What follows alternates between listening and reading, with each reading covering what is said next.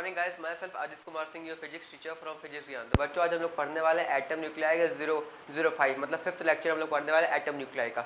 मुझे बस एक लेक्चर और लगेंगे आपको ये चैप्टर पढ़ाने के लिए। तो टोटल 6th पार्ट में आपका ये चैप्टर कंप्लीट हो जाएगा। 6 वीडियोज़ में आपका ये चैप्टर कंप्लीट हो जाएगा। उसके बाद मैं स्टार्ट करने वाला हूँ कम्युनिकेशन सिस्टम, जो कि बहुत ही मज़ेदार टॉपिक है। आप लोग इलेक्ट्रॉनिक्स में पढ़ाया जाएगा आपके बीटेक में। तो बच्चों, आज हम लोग पढ़ने वाले हैं mass defect, binding energy and mass and energy relation. तो चलिए हम लोग देख लेते हैं मास डिफेक्ट होता क्या है। इस वर्ड से आप लोग क्या समझते हो कि मास डिफेक्ट का मतलब क्या हो सकता है? डिफेक्ट इन मास मतलब कि कुछ तो गड़बड़ है मास में। मास डिफेक्ट मतलब कि कुछ कमी रह गई है मास में, उसी को हम लोग कहते हैं मास डिफेक्ट। चलिए इसको हम लोग साइंस की भाषा में देख लेते हैं, मॉडर्न फिजिक्स में कि इसकी डेफिनेशन आखिर होगी क्या। तो the sum of the masses of the neutron, the sum of the masses of the neutron and protons forming a nucleus is more than the actual mass of a nucleus. इसमें कहने का मतलब ये है कि जब प्रोटॉन और neutron का मास जब ऐड होता है, जब हम लोग प्रोटॉन और न्यूट्रॉन के मास को ऐड करते हैं, उसका सम करते हैं, तो वो न्यूक्लियस के एक्चुअल मास से थोड़ा सा ज़्यादा आता है। न्यूक्लियस के एक्चुअल मास से थोड़ा सा ज़्यादा आता है। देखो उसमें यही कह रहा है कि the sum of the masses of the neutron and protons forming a nucleus is more than that the actual mass of a nucleus. एक बार फिर समझ लेते हैं इस बात को बहुत आसान भाषा में कि जब हम लोग प्रोटॉन के मास को और न्यूट्रॉन के मास को, मतलब कि फॉर एग्जांपल एक एटम है, उसके अंदर 5 प्रोटॉन है 5 न्यूट्रॉन है, तो जब हम 5 प्रोटॉन और 5 न्यूट्रॉन के मास को कंबाइन करेंगे तो जो उसका मास आएगा वो न्यूक्लियस के एक्चुअल मास से थोड़ा सा ज़्यादा होता है। तो जो थोड़ा सा ज़्यादा शब्द मैं यूज़ कर रहा हूँ ना मास के लिए, वही होता है मास डिफेक्ट। तो मान लेते एग्जाम्पल के लिए मान लेते हैं कि एक्सपेरिमेंटल जो डेटा है, एक्सपेरिमेंटल जब डेटा आया तो मान लेते हैं कि प्रोटॉन और न्यूट्रॉन का जो मास आया है वो आया है 25 U, मान लेते हैं एज एजम्पशन के लिए।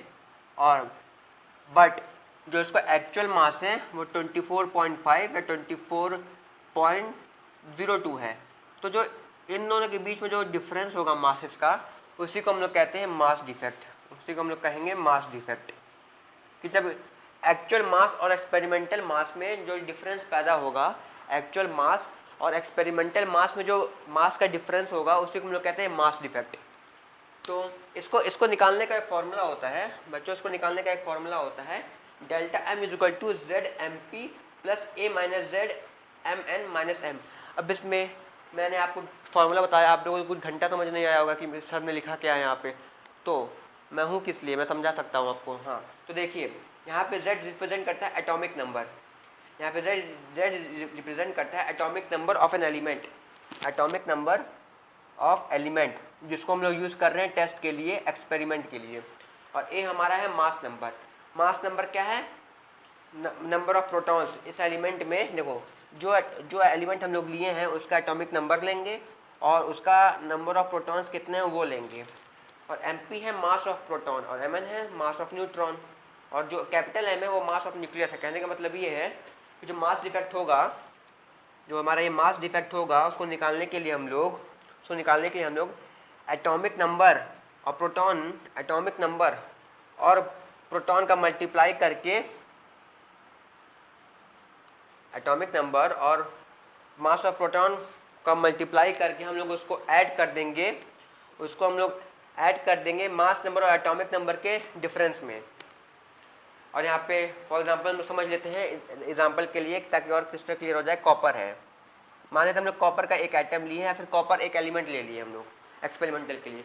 तो अगर हमको कॉपर के न्यूक्लियस का मास डिफेक्ट चाहिए, कॉपर के न्यूक्लियस में कितना मास का डिफेक्ट आ रहा है वो हमको निकालना है, तो हम लोग को सबसे पहले कॉपर का एटॉमिक नंबर चाहिए होगा कि आखिर में कॉपर का एटॉमिक नंबर क्या है। फिर हम लोग को चाहिए होगा कॉपर में कितने प्रोटॉन्स हैं, नंबर ऑफ प्रोटॉन्स कितने एग्जिस्ट करते हैं कॉपर के एक एटम में, हम लोग को वो चाहिए होगा। और प्रोटॉन के एक मास का, एक एटम के एक प्रोटॉन का मास कितना, हम लोग को वो चाहिए होगा। और मास ऑफ अ न्यूक्लियस चाहिए होगा, जो कि एक्चुअल मास है, न्यूक्लियस का एक्चुअल मास एटॉमिक नंबर और नंबर ऑफ प्रोटॉन्स चाहिए हम लोग को मास डिफेक्ट निकालने के लिए कि आखिर में कितना डिफेक्ट आ रहा है मास में। तो ये तो रही बात मास डिफेक्ट की। इससे क्वेश्चंस बोर्ड में बहुत आते हैं, क्योंकि ये देखिए बच्चों, किसी भी चैप्टर में जहाँ पे फॉर्मूला आ गया, किसी भी चैप्टर में जहाँ पर भी फॉर्मूला आ गया, समझ जाइए वहाँ से क्वेश्चन बनने ही बनने। और कुछ इंपॉर्टेंट टॉपिक्स होते ही हैं इस चैप्टर में, ऐसे चैप्टर्स में पॉपुलर जिससे क्वेश्चन डेफिनेटली हर साल आते हैं। तो जो मास डिफेक्ट है एटम न्यूक्लियाई का सबसे इम्पॉर्टेंट टॉपिक है। तो हम लोग पढ़ रहे थे मास डिफेक्ट। तो ये बोर्ड का सबसे इंपॉर्टेंट टॉपिक है हम लोग का मास डिफेक्ट, जिससे क्वेश्चन एक या दो क्वेश्चन आते हैं, 1 वर्ड में बन सकते हैं या फिर 4 या 2 नंबर में आपका इससे न्यूमेरिकल बन सकता है। चलिए बात कर लेते हैं binding energy and mass energy relation के बारे में, binding energy and mass relation energy के बारे में। तो पहले हम डेफिनेशन देख लेते हैं, फिर इसी चीज़ को मैं अपनी भाषा में समझाऊंगा जिससे कि आप लोग और क्लियर हो जाए। The binding energy is defined as the minimum energy required to separate its nucleons and place them at the rest at infinite using mass energy relation। तो बाइंडिंग एनर्जी बेसिकली क्या होती है? ऐसी एनर्जी, बाइंडिंग एनर्जी एक ऐसी energy होती है जिसको यूज़ करके हम लोग न्यूक्लियस में से न्यूट्रॉन्स और प्रोटॉन्स को अलग करते हैं। मतलब ऐसी एनर्जी जिससे न्यूट्रॉन्स और प्रोटॉन्स अलग हो जाएं, उसी को हम लोग कहते हैं बाइंडिंग एनर्जी। देखो जो मैं बोला हूँ, देखो वही चीज़ लिखा है। The binding energy is defined as minimum energy required to separate its nucleons and place them at the rest। Nucleons मतलब क्या? Protons and neutrons. न्यूक्लियॉन्स मतलब क्या? Protons and nucleons. जब प्रोटॉन और न्यूक्लियॉन्स को एक साथ हम लोग बोलते हैं तो हम लोग न्यूक्लियॉन्स बोलते हैं। और वो मिनिमम एनर्जी, वो कम से कम एनर्जी जिससे हमारा प्रोटॉन और न्यूट्रॉन न्यूक्लियस से अलग हो जाए, उसको हम लोग कहते हैं बाइंडिंग एनर्जी या सेपरेशन एनर्जी। देखो जब मैं सेपरेशन एनर्जी बोलूँगा तो बच्चों को दिमाग में ज़्यादा क्लियर होगा। बाइंडिंग मतलब होता है जुड़ना। देखो जिस एनर्जी से हम किसी चीज़ को तोड़ रहे हैं, उसी एनर्जी से उसी चीज़ को हम जोड़ेंगे ना। सिंपल सी बात तो यही हुई कि जो एनर्जी से कोई चीज़ टूट रही है, उसी एनर्जी से वो चीज़ जुड़ेगी भी। तो इसलिए हम लोग उसको बाइंडिंग एनर्जी कहें या सेपरेशन एनर्जी कहें, बात एक ही है। चलिए इसको हम लोग एक और बात समझ लेते हैं कि मैं बोल कर रहा हूँ फाइनली कि the binding energy is the minimum energy required to break the proton and neutrons from nucleus and keep them at a rest at infinite distance। कहने का मतलब ये है, मेरे पास न्यूक्लियस है, मान लेते हैं मेरे पास न्यूक्लियस है, इसके अंदर प्रोटॉन भी है, न्यूट्रॉन भी है। हमको एक ऐसी मिनिमम एनर्जी चाहिए जिसकी वजह से जो न्यूक्लियस के अंदर प्रोटॉन और न्यूट्रॉन्स हैं वो टूट के इनफाइनाइट डिस्टेंस पे जाकर रेस्ट पे खड़े हो जाए। इनफाइनाइट डिस्टेंस पे एक दूसरे से इतने दूर चले जाएँ, इनफाइनाइट डिस्टेंस पे चले जाए एक दूसरे से और जाके रेस्ट पे रुक जाए। ऐसी एनर्जी को हम लोग बाइंडिंग एनर्जी कहते हैं या फिर सेपरेशन एनर्जी कहते हैं। इसको निकालने के लिए हम लोग आइंस्टाइन के एक सबसे मस्त फार्मूले, सबसे पॉपुलर फार्मूले की मदद लेने वाले हैं, मास एनर्जी रिलेशन का। देखो थ्योरी पढ़ लिए, प्रैक्टिकल अप्रोच के लिए हम लोग को फार्मूला बनाना पड़ेगा, फार्मूला यूज़ करना पड़ेगा कि आखिर में किस एटम का, किस एलिमेंट का बाइंडिंग एनर्जी ज़्यादा है या कम है। उसको निकालने के लिए हम लोग को फार्मूला तो पढ़ना पड़ेगा। तो फार्मूला निकालने के लिए हम लोग यूज़ करेंगे मास एनर्जी रिलेशन। आइंस्टाइन का जो मास एनर्जी रिलेशन था E=mc², ये बहुत पॉपुलर है, आप लोग बचपन से भी पढ़ते आ रहे होगे, केवल देखते आ रहे होगे किताब में। इसका रियल मतलब आज आप लोग को पता चलेगा कि जब लाइट की स्पीड से कोई चीज़ ट्रैवल करती है तो उसका मास कम होता है। यही है कि जब कोई चीज़ लाइट की स्पीड से ट्रैवल करती है तो उसका मास कम होने लगता है। यही है mass energy relation. Mass energy relation यही है कि एनर्जी एक फॉर्म में दूसरे फॉर्म में कन्वर्ट हो जाती है अगर आप लाइट की स्पीड से चलोगे तो। E=mc² का हम लोग यहाँ पे यूज़ करेंगे। तो बाइंडिंग एनर्जी डेल्टा E, यहाँ पे देखो फार्मूला जो बन रहा है, यहाँ जो फार्मूला बन रहा है बाइंडिंग एनर्जी, यहाँ पे जो बाइंडिंग एनर्जी का फार्मूला बन रहा है delta EB = ZMP + A - ZMN - M का C²। तो बच्चों देखो जो बाइंडिंग एनर्जी में जो ये फार्मूला यूज़ हुआ है, जरा आप लोग ध्यान से देखो बच्चों, जो बाइंडिंग एनर्जी के फार्मूले में जो इतना पोर्शन है, बाइंडिंग एनर्जी के फार्मूले में जो इतना पोर्शन है, ये हमारा मास डिफेक्ट ही तो है। देखो हमारा ये मास डिफेक्ट तो है। कहने मतलब बाइंडिंग एनर्जी और मास डिफेक्ट एक दूसरे से जुड़ा हुआ है। बाइंडिंग एनर्जी और मास डिफेक्ट एक दूसरे से जुड़ा हुआ है, तभी तो हम लोग यहाँ पे बाइंडिंग एनर्जी निकालने के लिए मास डिफेक्ट का फार्मूला यूज़ कर रहे हैं। देखो बच्चों ZMP + A - ZMN - M, यहाँ पर ये फार्मूला मास डिफेक्ट का है ZMP प्लस ZMN, तो उससे हमें क्या पता चलता है, तो इससे हमें क्या पता चलता है कि जिस भी एटम के न्यूक्लियस का बाइंडिंग एनर्जी ज़्यादा होगा उसका मास डिफेक्ट भी ज़्यादा होगा, क्योंकि देखो ये दोनों डायरेक्टली प्रोपोर्शनल है अपने, ये जो डायरेक्टली प्रोपोर्शनल है, ये दोनों डायरेक्टली प्रोपोर्शनल है। देखो बच्चों, डेल्टा ई भी बढ़ेगा तो मास डिफेक्ट भी बढ़ेगा, डेल्टा ई भी बढ़ेगा तो मास डिफेक्ट भी बढ़ेगा, मास डिफेक्ट कम होगा तो डेल्टा ई भी कम होगा, बाइंडिंग एनर्जी भी कम होगा। तो ये बात हुई है वहाँ पे बाइंडिंग एनर्जी की। अब हम लोग पढ़ने वाले average binding energy per nucleon की। आखिर में average binding energy per nucleon है क्या? तो देखो बच्चों, average energy required to extract a nucleon from the nucleus, मतलब कि average energy required to extract a nucleus from the nucleus, कहने का मतलब ये है कि प्रोटॉन्स और न्यूट्रॉन्स को न्यूक्लियस से निकालने के लिए जो एवरेज एनर्जी चाहिए वही होती है average binding energy per nucleon. मतलब किसी एक न्यूक्लियस से, मतलब किसी एक न्यूक्लियस के एक प्रोटॉन या एक न्यूट्रॉन को निकालने के लिए जो एनर्जी चाहिए, किसी एक न्यूक्लियस के किसी एक प्रोटॉन या किसी एक न्यूक्लियन को निकालने के लिए जो एनर्जी चाहिए वही होती है average binding energy per nucleon. इसका फॉर्मूला होता है EBM, average binding energy per nucleon, total binding energy upon number of nucleons. Total by, sorry बच्चों एक मिनट, तो हम लोग पढ़ रहे थे EBM, total binding energy upon number of nucleons. कहने का मतलब है जो किसी न्यूक्लियस का टोटल बाइंडिंग एनर्जी है, किसी न्यूक्लियस का जो टोटल बाइंडिंग एनर्जी है उसको हम डिवाइड कर देंगे कि नंबर ऑफ न्यूक्लियंस। कहने का मतलब ये है कि हम लोग कितने प्रोटॉन या कितने न्यूट्रॉन पे एक्सपेरिमेंटल डेटा पाने के लिए एक्सपेरिमेंट कर रहे हैं उसको यहाँ पे लिखेंगे। मान लो कि हम लोग को न्यूक्लियस से एक प्रोटॉन निकालना है, मान लो हम लोग को न्यूक्लियस से एक प्रोटॉन निकालना है, तो हम यहाँ पे रखेंगे, यहाँ पे लिखेंगे 1 और ऊपर लिखेंगे total binding energy of a nucleus. पूरे न्यूक्लियस की कितनी टोटल बाइंडिंग एनर्जी हम लोग उसको ऊपर लिखेंगे और हम लोग उस टोटल बाइंडिंग एनर्जी की मदद से न्यूक्लियस में से कितने प्रोटॉन या कितने न्यूट्रॉन को निकाल रहे हम लोग वहाँ पे ये रखेंगे। तो ये तो बात होती है मास डिफेक्ट की, binding energy mass energy relation and average binding energy per nucleon की बात ये हो गई।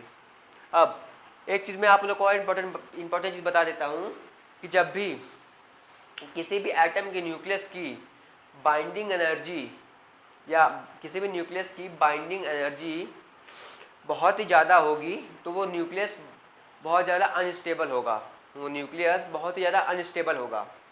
जब भी किसी एलिमेंट के न्यूक्लियस की बाइंडिंग एनर्जी बहुत ज़्यादा होगी, वो एटम का न्यूक्लियस या वो एटम का या फिर वो एटम या एलिमेंट उतना ही रेडियो एक्टिव होगा, उतना ही अनस्टेबल होगा। किसी एटम को स्टेबल होने के लिए उसकी बाइंडिंग एनर्जी भी कम होनी चाहिए, तभी वो एटम स्टेबल हो सकता है। तो ये तो बात थी मास डिफेक्ट बाइंडिंग एनर्जी की। अब हम लोग पढ़ने वाले हैं न्यूक्लियर फोर्स और nuclear fission and nuclear fusion. पहले हम लोग न्यूक्लियर फोर्स के बारे में पढ़ेंगे, फिर न्यूक्लियर फिजन, फिर न्यूक्लियर फ्यूजन के बारे में पढ़ेंगे। चलो बच्चों पर पहले मिटा लेता हूँ इन सबको, फिर आपको पढ़ाता हूँ।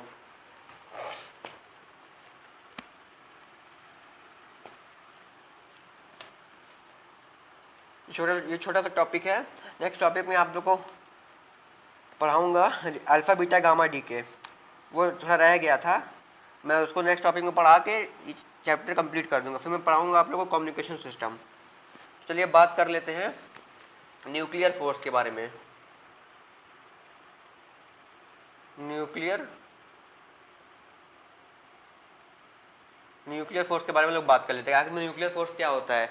ऐसा फोर्स जो किसी एटम के न्यूक्लियस के अंदर लगे, ऐसा फोर्स जो किसी एटम के न्यूक्लियस के अंदर पैदा हो और वहीं पे लगे, उसको हम लोग कहते हैं न्यूक्लियर फोर्स। अगर कोई फोर्स एटम के अंदर प्रोड्यूस होगा और वहाँ पे वर्क करेगा तो उसको हम लोग कहेंगे एटॉमिक फोर्स कहेंगे। किसी दो चार्ज के बीच में पैदा होगा कोई फोर्स तो उसको हम लोग इलेक्ट्रोस्टैटिक फोर्स कहेंगे। तो वैसे ही जब कोई फोर्स किसी न्यूक्लियस के अंदर पैदा होता है और वहाँ पे वर्क करता है तो उसको हम लोग कहते हैं न्यूक्लियर फोर्स। और जो ये न्यूक्लियर फोर्स होता है ये बहुत शॉर्ट डिस्टेंस होता है। जो ये न्यूक्लियर फोर्स होता है ये बहुत शॉर्ट डिस्टेंस होता है। तो देखो मैं इसका डेफिनेशन लिख देता हूँ। The force which develop in nucleus and work within nucleus is known as nuclear force. Within nucleus is known as nuclear force. मतलब ऐसा फोर्स जो न्यूक्लियस के अंदर पैदा हो और न्यूक्लियस के अंदर ही वर्क करे, वो न्यूक्लियर फोर्स होता है। और ये बहुत शॉर्ट डिस्टेंस होता है, ये बहुत ही शॉर्ट डिस्टेंस होता है, ये फोर्स होता है बहुत शॉर्ट डिस्टेंस फोर्स होता है, शॉर्ट डिस्टेंस फोर्स होता है ये पता है बच्चों, ये चार्ज इंडिपेंडेंट होता है। इसको फर्क नहीं पड़ता है कि सामने प्रोटॉन प्रोटॉन है कि न्यूट्रॉन न्यूट्रॉन है कि प्रोटॉन न्यूट्रॉन है या फिर न्यूट्रॉन प्रोटॉन है, इसको चार्ज से मतलब ही नहीं है। बस ये सब एटॉमिक लेवल पे न्यूक्लियस के अंदर लगता है। वो न्यूक्लियस में चाहे प्रोटॉन प्रोटॉन केवल हो या केवल न्यूट्रॉन न्यूट्रॉन, उसको कुछ फर्क नहीं पड़ता। ये इलेक्ट्रोस्टैटिक फोर्स की तरह प्लस माइनस में भेदभाव नहीं करता कि देखो इलेक्ट्रोस्टैटिक फोर्स केवल अपोजिट चार्जेस में लगता है, लाइक चार्जेस में लगता नहीं है। तो यहाँ पे ऐसा कुछ फंडा नहीं है न्यूक्लियर फोर्स का। न्यूक्लियर फोर्स अपने अपने मर्जी से काम करता है। ये कहता है कि जो मेरे पास आएगा हम उसको अपना फोर्स दे देंगे। तो ये काम होता है न्यूक्लियस का। ये बहुत ही अच्छा फोर्स होता है और सबसे तगड़ा फोर्स होता है। इवन ग्रेविटेशनल फोर्स और इलेक्ट्रोस्टैटिक फोर्स से भी ज़्यादा खतरनाक और ज़्यादा स्ट्रॉन्ग फोर्स माना जाता है न्यूक्लियर फोर्स को। और ये बहुत ही छोटे, ये बहुत शॉर्ट डिस्टेंस होता है। ये जो न्यूक्लियर फोर्स है बहुत ही शॉर्ट डिस्टेंस होता है, केवल प्रोटॉन प्रोटॉन और न्यूट्रॉन न्यूट्रॉन में रखता है। आप लोग इस चीज़ से अंदाज़ा लगा सकते हो कि ये फोर्स कितना ज़्यादा स्ट्रॉन्ग है। इस चीज़ से अंदाज़ा लगा सकते हो कि देखो हमारा जो न्यूक्लियस होता है, ठीक है बना लेता हूँ मैं।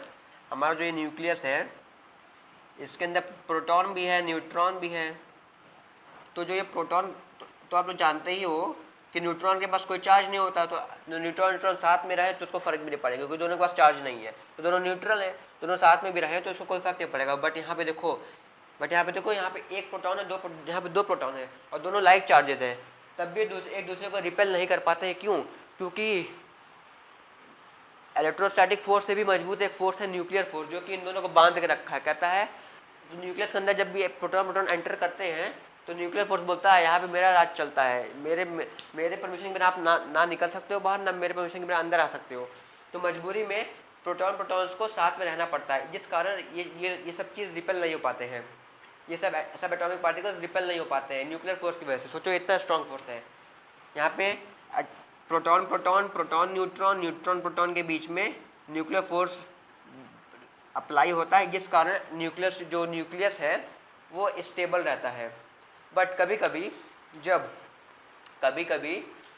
जब कुछ रेडियो एक्टिव एलिमेंट्स होते हैं जिनके अंदर प्रोटॉन की संख्या गलती से या न्यूट्रॉन की संख्या गलती से ज़्यादा हो गई, एक या दो ज़्यादा हो गई, तो वहाँ पे न्यूक्लियर फोर्स भी अनस्टेबल हो जाता है, जिसके कारण रेडिएशंस निकलते हैं, अल्फ़ा बीटा गामा रेडिएशंस निकलने लगते हैं। यही वजह है कि जब भी किसी भी एलिमेंट की न्यूक्लियस में नंबर ऑफ प्रोटॉन्स ज़्यादा हो गया, नंबर ऑफ न्यूट्रॉन्स ज़्यादा हो गए, तभी आपका वो एलिमेंट रेडियो एक्टिव कहलाएगा, तभी उसके जैसा अल्फ़ा बीटा गामा निकलेगा। क्यों निकलेगा? क्योंकि ये नेचर का लॉ है कि हर एक नेचर में हर एक चीज़ अपने आप को स्टेबल करना चाहती है। तो सेम चीज़ यहाँ पर भी न्यूक्लियस भी अल्फ़ा बीटा गामा रेडिएशन निकाल के ही अपने आप को स्टेबल करना चाहता है। तो बात यहाँ पे हो गई न्यूक्लियर फोर्स की। ये होता है चार्ज इंडिपेंडेंट और ये बहुत शॉर्ट डिस्टेंस फोर्स होता है और ये केवल न्यूक्लियस के अंदर ही लगता है। अब न्यूक्लियर फोर्स को हम लोग ब्रेक करके दो फिनोमिनन कर सकते हैं। न्यूक्लियर फोर्स के साथ हम लोग खेल कर दो फिनोमिना कर सकते हैं, जिसको हम लोग कहते हैं न्यूक्लियर फिजन और दूसरा होता है न्यूक्लियर फ्यूज़न। चलिए उसको देख लेते हैं क्या होता है न्यूक्लियर फिजन और न्यूक्लियर फ्यूज़न। ये क्लास 10th का टॉपिक भी है, क्लास 12th का टॉपिक भी है। क्लास 10th में आप लोग को ये पढ़ाया गया होगा, लास्ट चैप्टर था क्लास 10th का, ये सबने पढ़ा होगा। जिसको जो नहीं पढ़ा वो आज पढ़ ले। पहले हम लोग पढ़ेंगे न्यूक्लियर फिजन।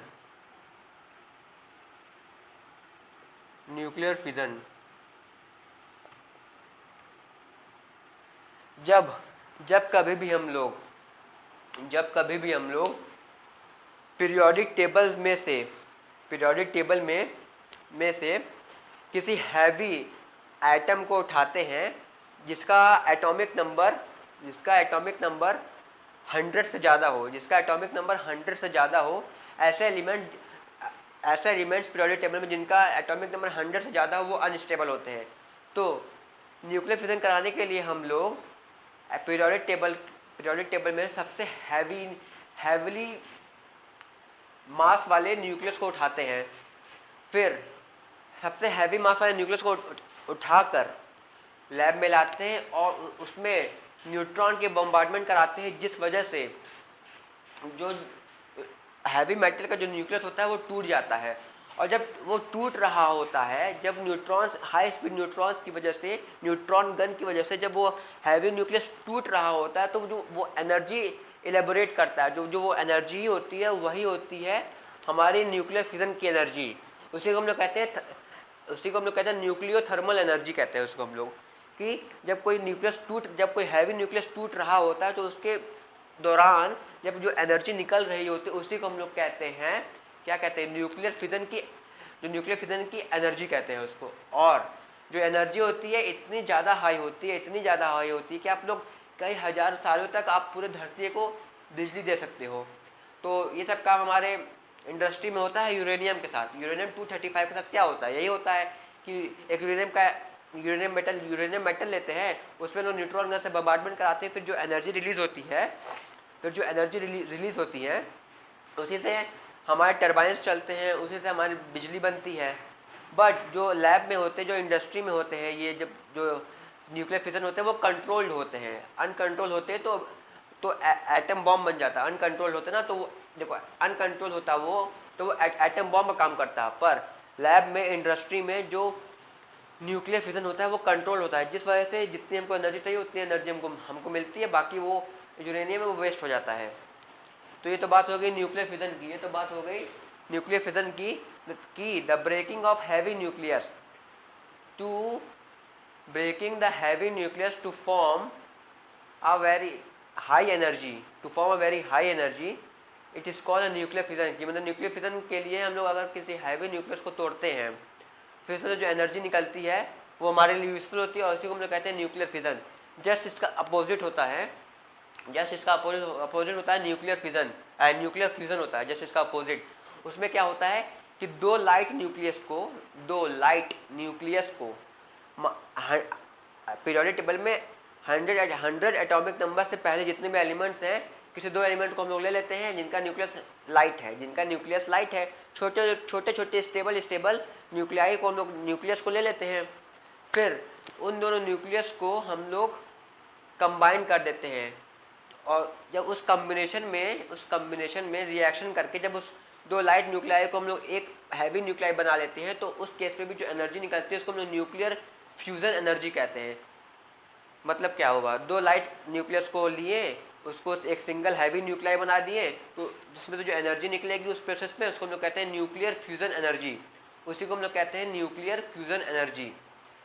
तो ये तो बात हुई हमारी आज हम लोग ने पढ़ा mass defect, binding energy per nucleon, mass energy relation, nuclear force, nuclear fission और न्यूक्लियर फ्यूजन पढ़ा हम लोग ने आज।